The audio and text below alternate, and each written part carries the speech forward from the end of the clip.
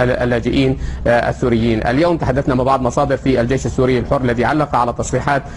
في مصادر تركية بأن طائرات استطلاع إسرائيلية تحوم فوق سماء سوريا من أجل مراقبة الناشطين لصالح النظام السوري. وأكد هذا المصدر رفيع المستوى في الجيش السوري الحر للجزيرة بأن هذا الأمر ليس بجديد، هناك تعاون وثيق بين الإسرائيليين والنظام السوري في وأد وإخماد الثورة السورية. ولفت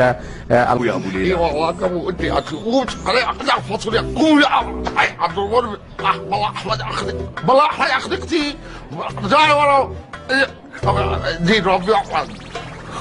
الإسرائيليين والنظام السوري في وأد وإخماد الثورة السورية. ولفت المصدر في الجيش السوري الحر إلى أنه من العجيب أن يتم هناك اصطفاف إيراني إسرائيلی مع بعض المجموعات الفلسطينية. امریکایی از نوع RQ-170 را که به طور محدود به مناطق مرزی شرق کشور تجاوز کرده بود کشف و از کنترل متجاوزان خارج و آن را با اندک خسارتی سرنگون کنند و در اختیار بگیرند. نظام بشار الأسد، هذا المصدر كان عنيفا في تصريحاته وقال بأن نحن ندرك بأن نظام الممانعة ما يسمى بنظام الممانعة والمقاومة في سوريا يصطف تماما مع الإيرانيين وحزب الله وبعض المجموعات الفلسطينية لصالح النظام السوري من أجل ضرب هذه الثورة، وهذه من المفارقات التي تحصل في الثورة السورية. أحمد زيدان من أنطاكيا على الحدود التركية السورية، شكرا جزيلا لك. ووجود الطائرة بحوزة طهران سيمكنها من معرفة أنظمة عملها الملاحية منها أو تلك المتعلقة بالمسح الراداري والاستشعاري، وبالتالي الاستفادة من تقنيتها في الصناعات الدفاعية الإيرانية،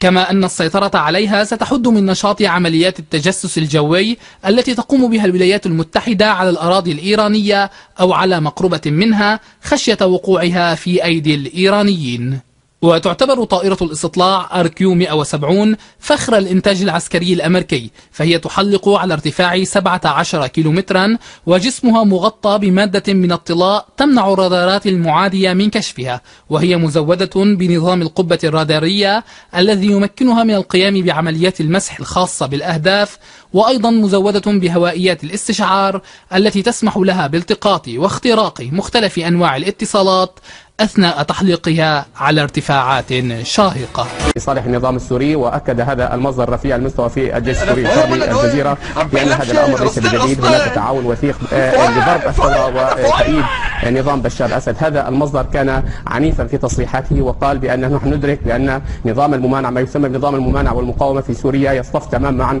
مع الإيرانيين وحزب الله وبعض المجموعات الفلسطينية لصالح النظام السوري من أجل ضرب هذه الثورة، وهذه